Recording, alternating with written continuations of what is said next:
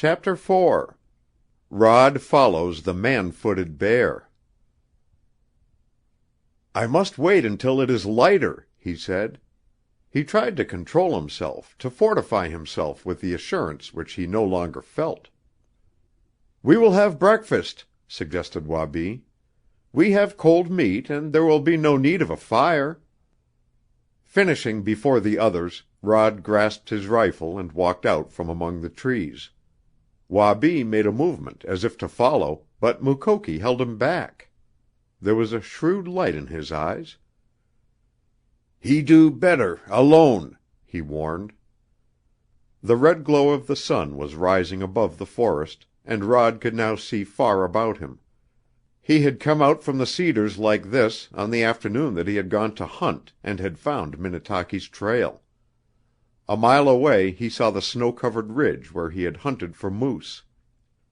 That ridge was his first guide, and he hurried toward it while Mukoki and Wabigoon followed far behind him with the dogs and the sledge. He was breathless when he reached the top. Eagerly he gazed into the north. It was in that direction he had gone on the afternoon of his discovery of the strange trail.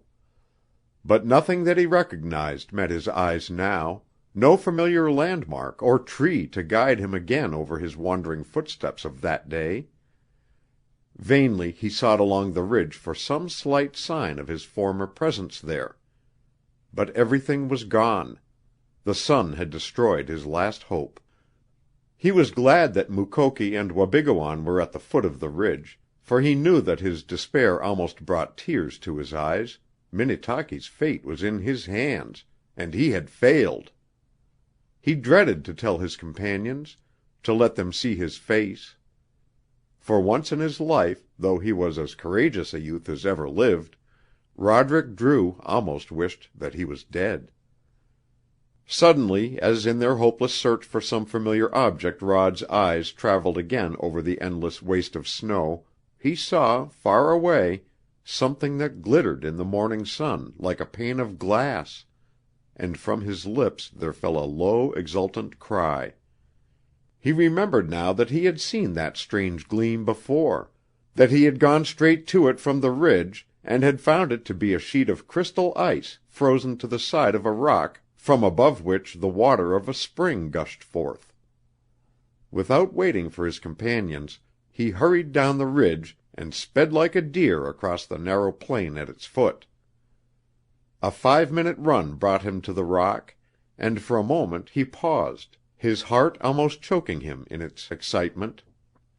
Just beyond this he had first encountered the strange trail.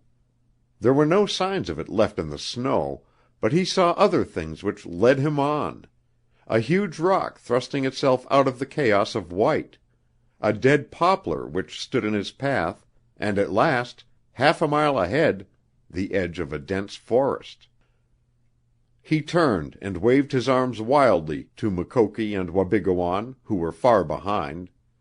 Then he ran on, and when he reached the forest he waved his arms again, and his joy was flung back in a thrilling shout to his comrades. There was the log on which Minnetaki had been forced to sit while awaiting the pleasure of her savage captors. He found the very spot where her footprint had been in the snow, close to a protruding stub. The outlaw Indians and their captives had rested here for a brief spell, and had built a fire, and so many feet had beaten the snow about it that their traces still remained. He pointed to these signs as Mukoki and Wabigoon joined him. For several minutes no one of the three spoke a word.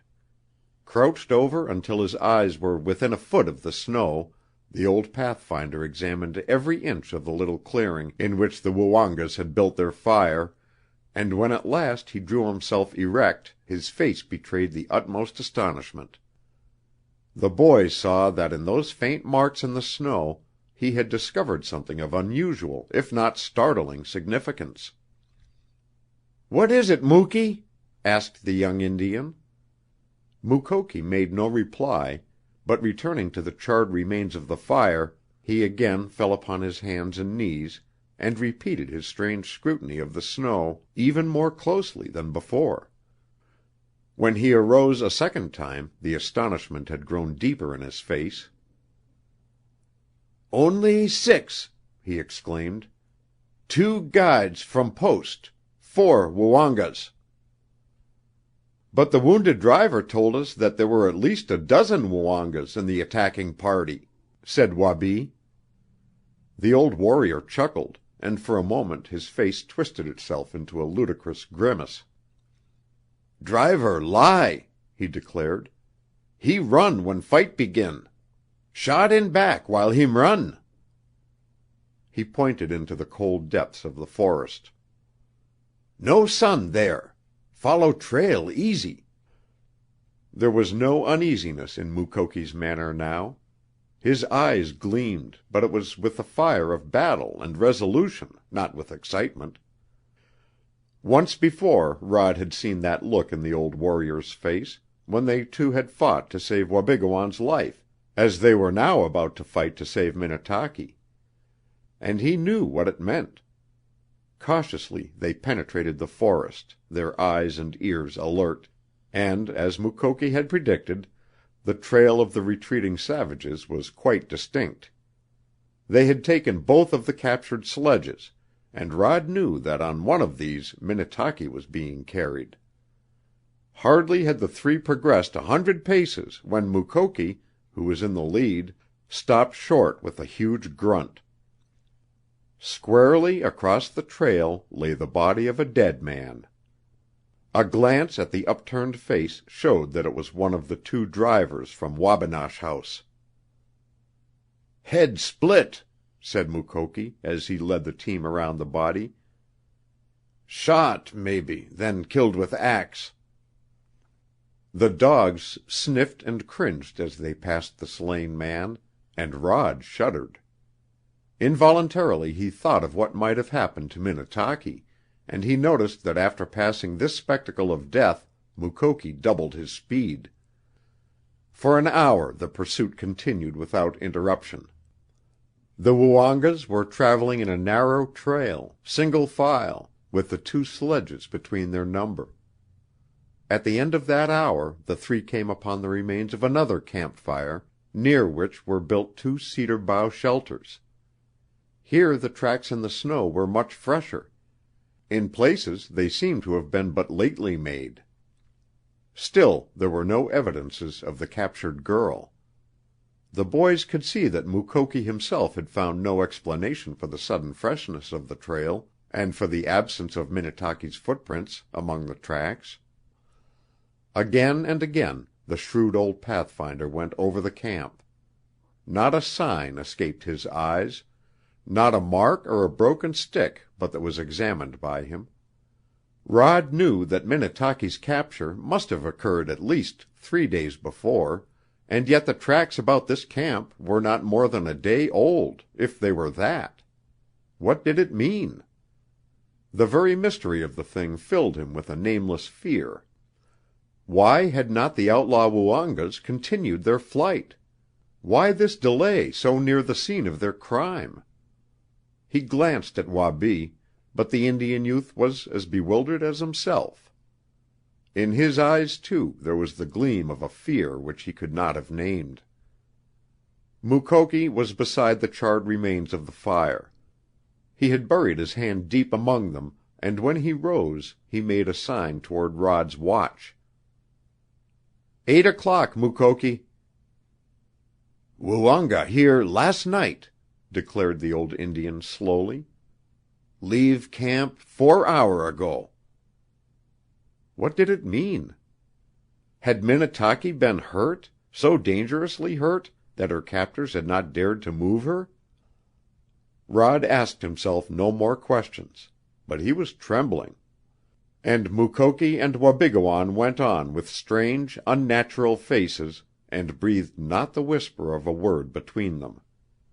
The mystery was beyond them all. But one thing they realized: whatever had happened, they were close upon the heels of the savages. And each step brought them nearer, for with every mile the freshness of the trail increased. Then came another great surprise. The trail divided. At the edge of a small opening the Indians had separated themselves into two parties. The trail of one sledge led into the northeast, that of the other into the northwest.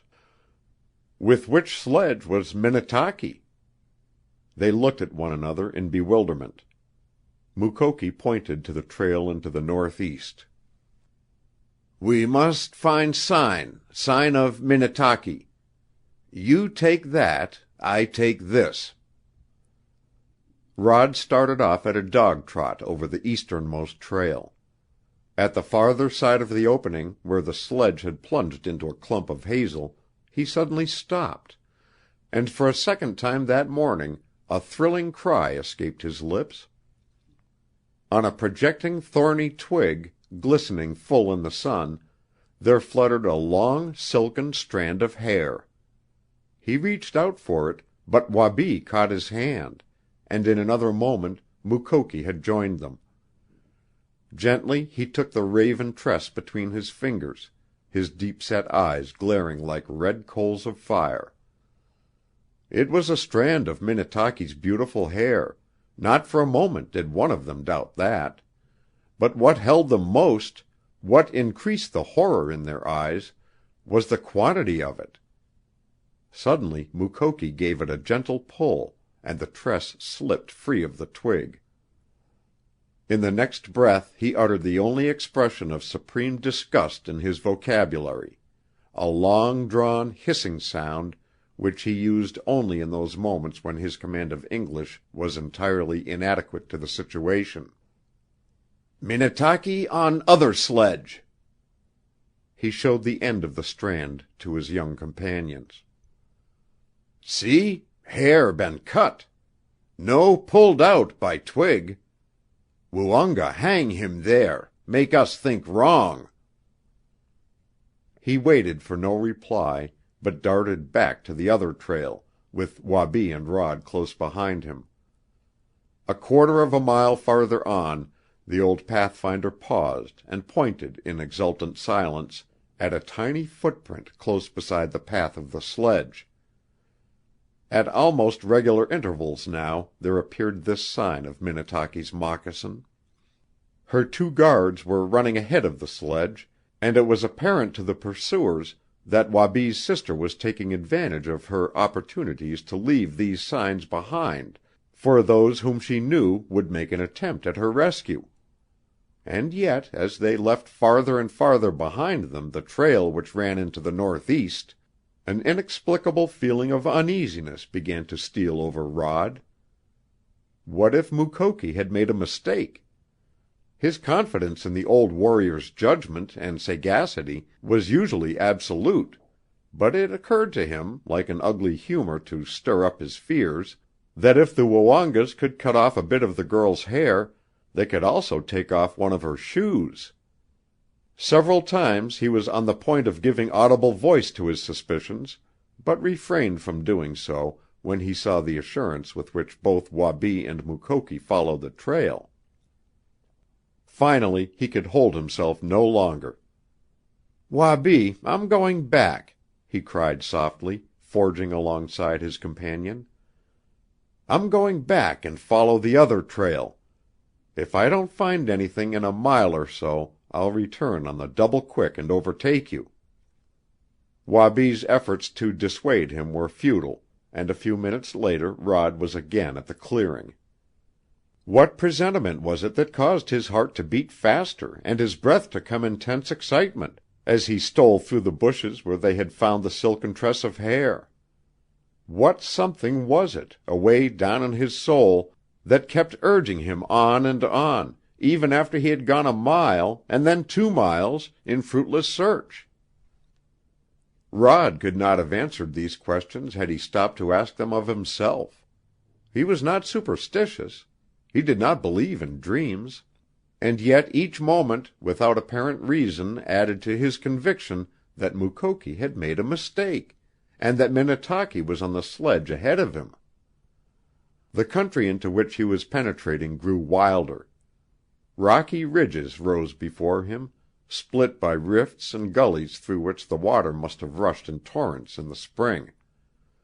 He listened and proceeded more cautiously, and through his mind there flashed a memory of his thrilling exploration of the mysterious chasm of a few weeks before, when, in his lonely night camp, he had dreamed of the skeletons. He was thinking of this when he came around the end of a huge rock which lay as big as a house in his path. Upon the snow, almost at his feet, was a sight that froze the blood in his veins. For the second time that day he gazed upon the distorted features of a dead man. Squarely across the trail, as the other had lain, was the body of an Indian, his arms outstretched, his twisted face turned straight up to the clear sky, the snow about his head glistening a sickening red in the sun. For a full minute Rod gazed in silent horror on the scene. There was no sign of a struggle, there were no footprints in the snow. The man had been killed while upon the sledge, and the only mark he had made was when he had fallen off. Who had killed him? Had Minnetaki saved herself by taking her captor's life? For a moment Rod was almost convinced that this was so. He examined the stains in the snow and found that they were still damp and unfrozen. He was sure that the tragedy had occurred less than an hour before. More cautiously, and yet swifter than before, he followed the trail of the sledge, his rifle held in readiness for a shot at any moment. The path became wilder, and in places it seemed almost inaccessible. But between the tumbled mass of rock the sledge had found its way, its savage driver not once erring in his choice of the openings ahead. Gradually the trail ascended until it came to the summit of a huge ridge. Hardly had Rod reached the top when another trail cut across that of the sledge. Deeply impressed in the softening snow were the footprints of a big bear. The first warm sunshine, thought Rod, had aroused the beast from his winter sleep, and he was making a short excursion from his den. From where the bear had crossed the trail, the sledge turned abruptly in the direction from which the bear had come. Without giving a thought to his action, Rod began his descent of the ridge in the trail made by the bear, at the same time keeping his eyes fixed upon the sledge track in the distant forest. At the foot of the ridge the great trunk of a fallen tree lay in his path, and as he went to climb over it he stopped, a cry of amazement stifling itself in his throat. Over that tree the bear had scrambled, and upon it, close to the spot where the animal had brushed off the snow in his passage, was the imprint of a human hand. For a full minute Rod stood as motionless as if he had been paralyzed, scarcely breathing in his excitement. The forefingers and thumb of the hand had left their impressions with startling clearness. The fingers were long and delicately slender, the palm narrow. The imprint had assuredly not been made by the hand of a man. Recovering himself, Rod looked about him. There were no marks in the snow except those of the bear. Was it possible that he was mistaken? He scrutinized the mysterious handprint again. As he gazed, an uncanny chill crept through him, and when he raised his head he knew that he was trembling in spite of his efforts to control himself. Turning about, he swiftly followed the trail to the top of the ridge, recrossed the sledge track, and descended again into the wildness of the gorge on the other side. He had not progressed 20 rods when without a sound he dropped behind a rock. He had seen no movement ahead of him. He had heard nothing. Yet in that moment he was thrilled as never before in his life. For the bear trail had ceased. And ahead of him, instead of the tracks of a beast, there continued the footprints of a man. End of chapter 4. Recording by Roger Moline.